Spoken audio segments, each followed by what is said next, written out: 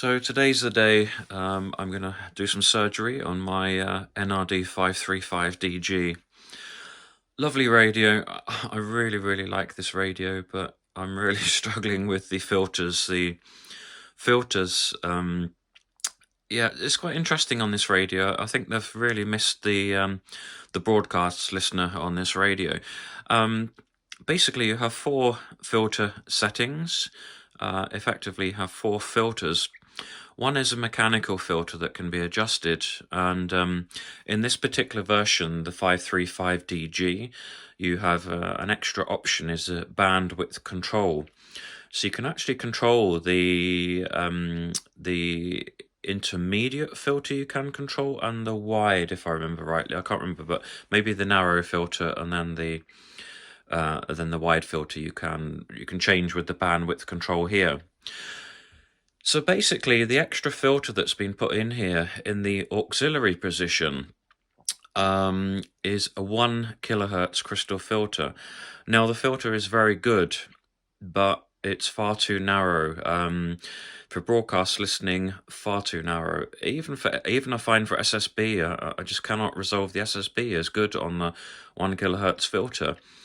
But anyway, the other filters do go down beyond 1 kilohertz with the bandwidth control. So I really don't need this 1 kilohertz filter. It's a bit of a pain. And to be honest, I really want to open this thing up. I mean, really what I would like in that place is something like a 7.58 kilohertz filter, something really nice and wide for broadcast listening.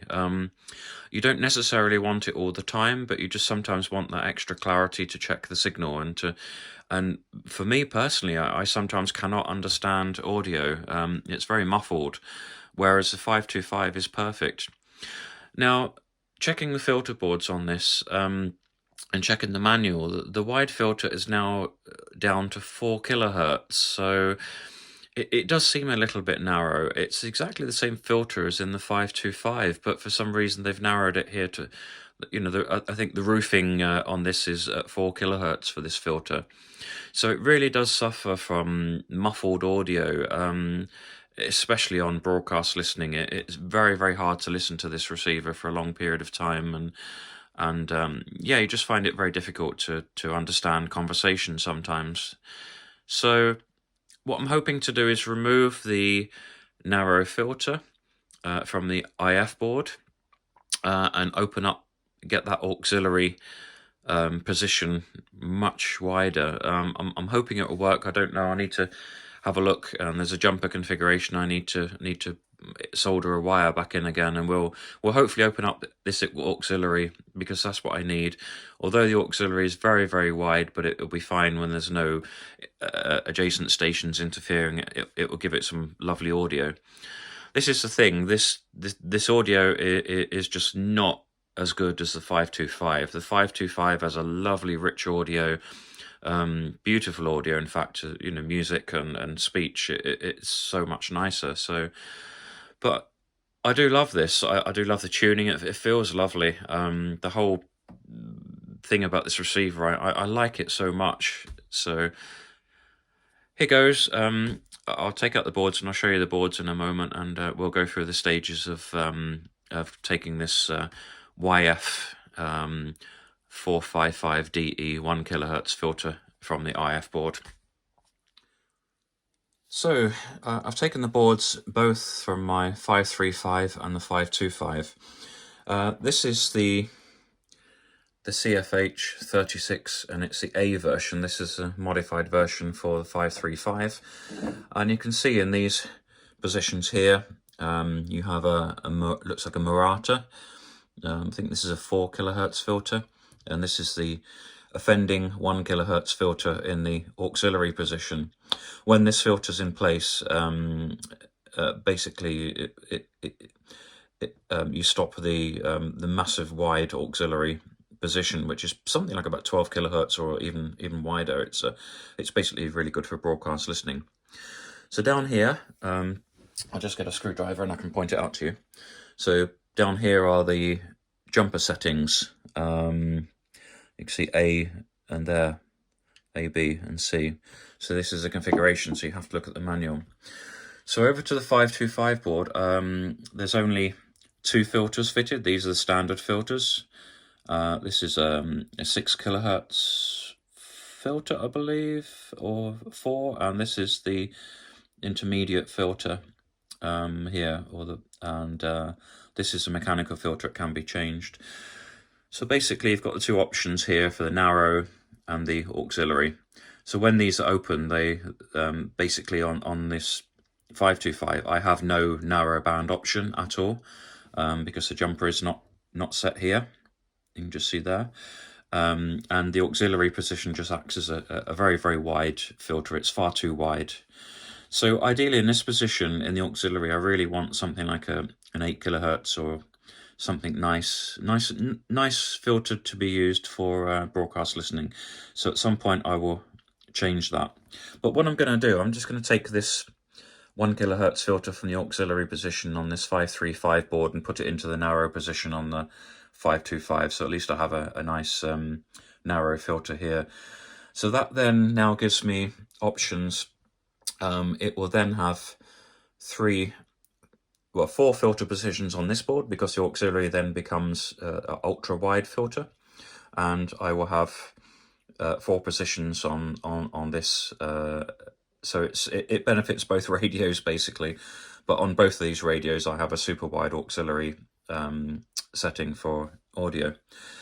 So I'll catch you later. I'll transfer them over and we'll do the test, and I'll go up to the cabin and test both these radios, and we'll see what results are afterwards. It's a fairly simple process of desoldering. There's some lugs there, bolts basically, it's bolted on. So and then it's just a case of making sure the jumper setting here is correct for both the boards, and we'll go from there. So yep, soldering iron, solder sucker, solder ready to go, and let's get down and do some surgery. Okay, so the filter's been taken out of the auxiliary position now. That's been nicely removed. Incidentally, these filters are around about €100 if you can find them. They seem to be quite expensive, some as much as €150. So this is a 1 kilohertz filter. It's it's around that price if you want a narrow filter for your 525 or 535. Now the manual's pretty good. It gives you full instructions on the jumper setting, and the jumper setting is just here. So now I simply need to change the jumper setting from A. It's now in the A to C position. I just need to change it to the B to C position, basically to tell the receiver that there is no filter in the auxiliary position, and it opens up that bandwidth. So that's what I've got to do next, and then this board is finished, ready to go back into the 535. After that's done, I will then work on the 525 board, install this filter. This time it's going to go in the narrow position, but after all, it is a narrow filter, so it makes sense. And this board here is on B to C, basically ready, which means it has nothing in the auxiliary position. And there's another jumper setting for the narrow filter that you just cut or remove to say that the narrow filter is installed. So that's the next step. But yeah, it's really great to have the manual, full instructions in the manual. So it's not hard to do. It's if you can find these filters, it's good to play around with, and be happy with your receiver. And the filters are especially important in the quality of this receiver. Okay, so the board is now ready to go. It has 4 filter positions, but now the auxiliary is wide open, so I'm really hoping to get some good audio from this now. It's not going to be useful for much, but just broadcast listening on a very strong signal, but that's really what I want. But later on, I'll try and find a better filter to go in here. Even a ceramic filter, something like a Murata or something, will be fine. It's just to give it some nice audio, and but not too wide as it will be now. It will be incredibly wide now, and it may be too wide, but at least it gives me an option. At the moment, the receiver is so muffled. It's just disappointing in when you get a really, really strong signal. So that's it, ready to go. I'll put the filter board back in. We'll test this one first to make sure it's all okay, because you never know, I may have to put the filter back in if anything's changed on this board, or if any different configuration with the bandwidth control board. So I'm really fingers crossed. I'm hoping this is what it is, and I've done my research, and that's all I need to do. So but we'll give it a try. Okay, so that's everything reassembled. It's switch on time, fingers crossed. And let's see what happens. Oh, the auxiliary is in place.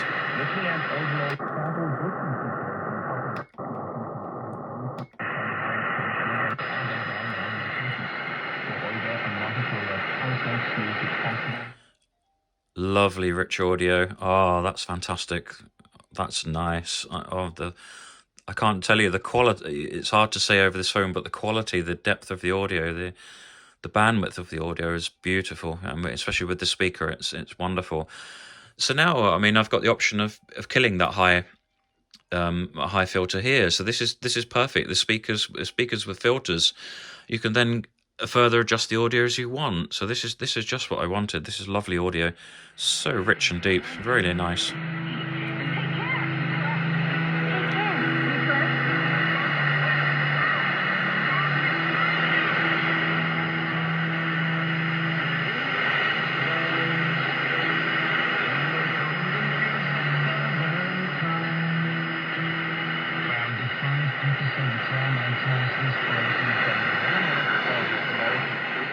Really nice, lovely.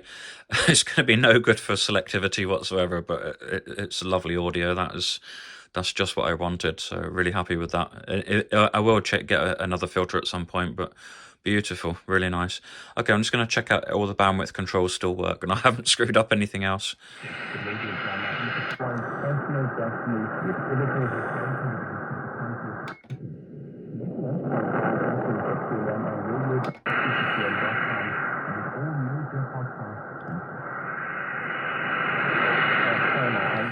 Everything's working fine. So yeah, fantastic. So basically I can adjust the intermediate and the wide filter with the bandwidth control, and that gives me more than enough for Morse and SSBs. It's perfect.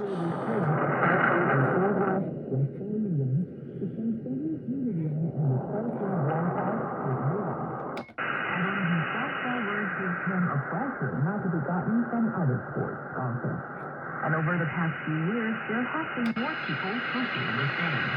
I have been riding bikes for over 20 years. I ride a lot. Perfect.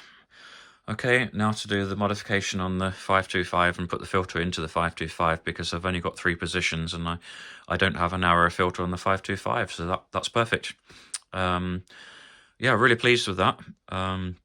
That's going to be a fantastic audio listening receiver now. That's like I said, no good for selectivity, but lovely for listening to strong signals, and that's just what I wanted to do. I want to listen and enjoy, so really nice.